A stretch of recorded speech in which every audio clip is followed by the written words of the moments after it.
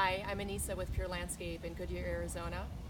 Today I wanted to talk a little bit about drip emitters or drip irrigation and address some of the questions that we get a lot of times from homeowners. These are drip lines. Some people call it a spaghetti line. It's a 1/4 inch polyethylene line. A lot of people just call it spaghetti. But you should have drip lines throughout your property, probably going to every plant and every tree, if not multiple drip lines per. So right here we've got large shrub, small tree, we've got multiple lines.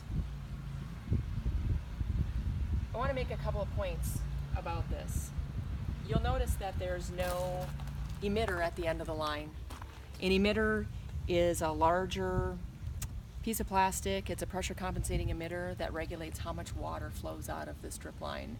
You'll have 1 gallon per emitters, 1 gallon per hour, 2 gallon per hour, half gallon, and then some high volume emitters that people don't typically use. Some homeowners, when they see this and they see no emitter, they think there's a problem. Or they're wondering, is this a leak? What's going on? Where's the emitter? Well, you can have an emitter here, but we prefer to not have emitters at the end of the drip line. An emitter just pushes into the end of the drip line and is held there by being a tight fit. This is kind of a rubbery type material that stretches a little bit. What happens when you have your emitter at the end of the drip line is the sun exposure to this material ends up making it brittle over time, and your emitter will come out. It won't have a tight grip anymore. Then you will have a leak. When the water comes on, you're actually going to see shooting water come out.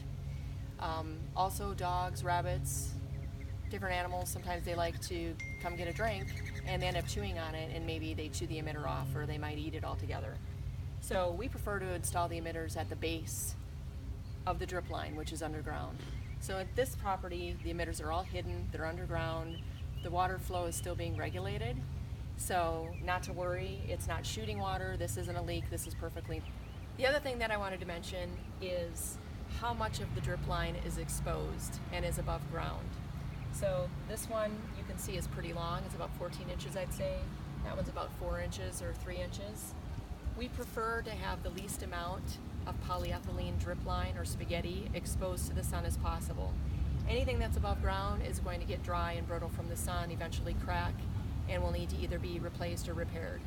So we would rather keep it buried, all but maybe about 2 inches would be ideal.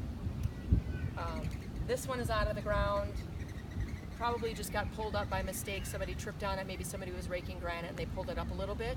So we would rather have this buried.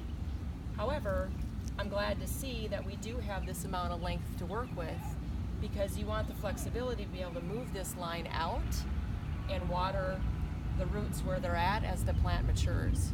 When you first plant the plant, of course, the root ball is just right in that 5-gallon pot or whatever you bought the plant as. So you do need water right at the trunk when you first plant the plant. But as it grows and matures, ideally you want to move this out further and further so it's at the tips of the roots, which is where the roots want the water. So you don't want to, just because, don't think if there's only 2 inches exposed, it's going to be tightly connected to the lateral line. That's not what you want.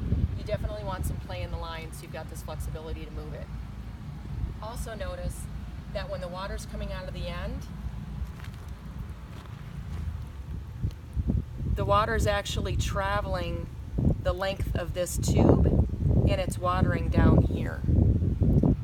So if you want to deposit the water down here, that's fine, but if you were thinking you wanted the water to come out right there, that's not happening. To get it to come out down there, you need to bury this line and put it over here more. So pay attention to your drip lines, how much is exposed, bury it if you need to. Ideally they're going to be 2 to 4 inches deep under the ground. Any shallower than that, they're just going to get tripped on and raked up and kicked up, and they're not going to stay. So you want to actually dig a little trench with dirt and put that drip line underneath so it's good and secure. That's it for today. See you next time.